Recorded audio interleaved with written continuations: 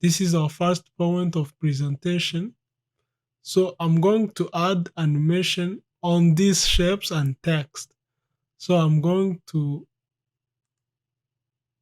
this one, I'm going to if you're going to add animation on your object or text in PowerPoint, you have to come on animation.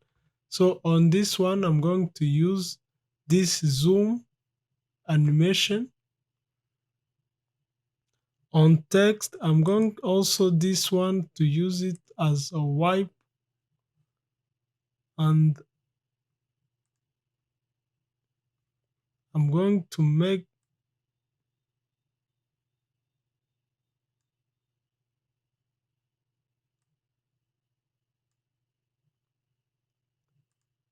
I'm going to make this to appear after previous. After this one display, this also will display. Let me give you an example. It will look like this. So I'm going also to animate this text. I'm going to use this wipe. I'm going to go on effect option to choose the direction of animation. I'm going to choose it from left, so animation will come like that. I'm also going to choose this as after to display after previous. After this step one overshape appear, this animated text will also appear. Let me preview it so you can see how it will work. As you can see, that is how it will work on your presentation.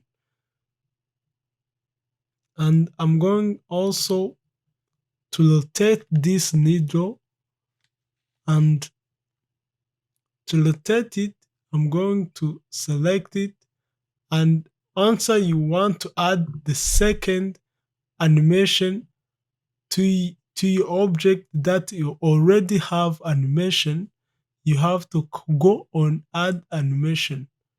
I'm going to select this. So this one, this spin animation, I'm going to go on effect option so I can configure this one. I need this rectangle to rotate 20-degree on my slide. Go to effect option and come right here on custom. Then after putting the number you want, the degree you want your rectangle to rotate, hit enter.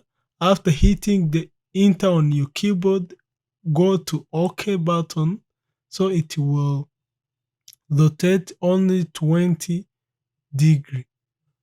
So answer you see, I'm going as you can see, this is going slowly on my slide. So I needed this animation spin animation, I need it to be quick. So I'm going to go on duration time. I'm going to decrease it up to 5 seconds.